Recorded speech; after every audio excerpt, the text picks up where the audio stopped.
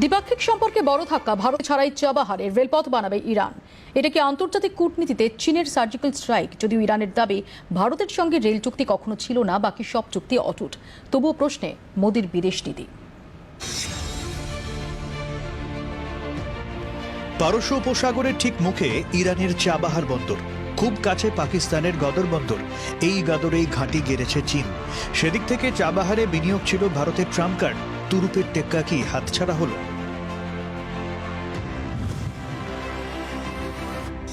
চাবাহারকে কেন্দ্র করে নৌ কূটনীতি শক্তিশালী করতে চেয়েছিল ভারত। 2016 সালে ইরান সফরে চাবাহার রেল চুক্তি করেন প্রধানমন্ত্রী মোদী। ভারত, ইরান ও আফগানিস্তানের 3 রাষ্ট্রনেতা ত্রিপাক্ষিক চুক্তি হয়। চাবাহার থেকে জাহেদান পর্যন্ত রেলপথ নির্মাণের চুক্তি করে 3 দেশ। ইরান আফগানিস্তান সীমান্ত বরাবর ওই রেলপথ তৈরির প্রকল্প হয়। ইরানিয়ান রেলওয়ে ও ইন্ডিয়ান রেলওয়েজ কনস্ট্রাকশন লিমিটেড চুক্তি করে। রেলপথ ভারতের টাকায় রেলের নির্মাণ বিভাগ করবে বলে স্থির হয়েছিল। রেল চুক্তিটি বাতিল করে দিয়েছে ইরান। তারা জাতীয় উন্নয়ন তহবিলের অর্থেই রেলপথ তৈরি করবে। তেহরান জানিয়েছেন প্রকল্পের অর্থ বরাদ্দে দেরি করছিল দিল্লি।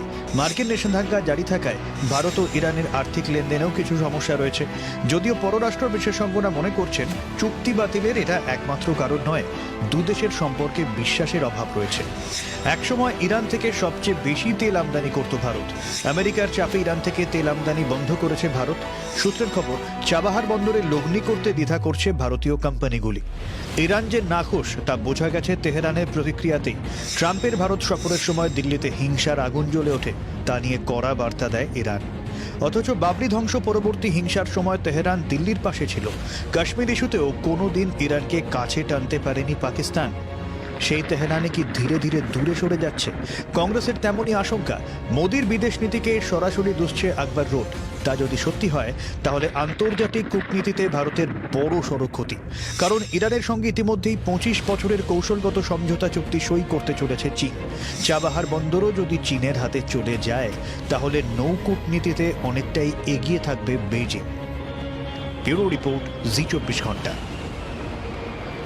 দিকে চীন ইস্যুতে ফের প্রধানমন্ত্রীকে তোপ রাহুল গান্ধী। টুইটে কংগ্রেস সাংসদ লিখেছেন, 2014 সাল থেকে প্রধানমন্ত্রীর একের পর এক ভুল এবং হঠকারী সিদ্ধান্ত দেশকে দুর্বল করেছে এবং ক্ষতির মুখে ঠেলে দিয়েছে। ফাঁকা আওয়াজ দিয়ে বিশ্ব রাজনীতিতে বাজিমাত করা যায় না। রাজস্থানে আরও কড়া পদক্ষেপ কংগ্রেসের। সচিন ঘনিষ্ঠ 2 বিধায়ক সাসপেন্ড।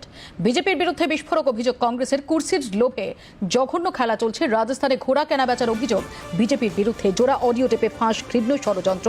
কথোপকথনের পুঙ্খানুপুঙ্খ বিবরণ দিয়ে তোপ সুরজেওয়ালার। विधायकों की निष्ठा और विश्वास खरीदकर राजस्थान की 8 करोड़ जनता के जनमत से चुनी हुई कांग्रेस सरकार को अस्थिर करवाने और गिराने के षड्यंत्र की बात जग जाहिर हुई, सामने आई। भारतीय जनता पार्टी की भूमिका विधायकों की खरीद फरोख्त में कई बार प्रश्न चिन्ह के दायरे में आई, परंतु कल शाम और आज तक अब जो टेप सामने आ गए हैं, भारतीय जनता पार्टी द्वारा जनमत का अपहरण और प्रजातंत्र के चीरहरण की कोशिश की जा रही है। राजस्थान सरकार गिराने का घिनौना षड्यंत्र अब बेनकाब हो गया है, उसकी परतें खुलने लगी हैं।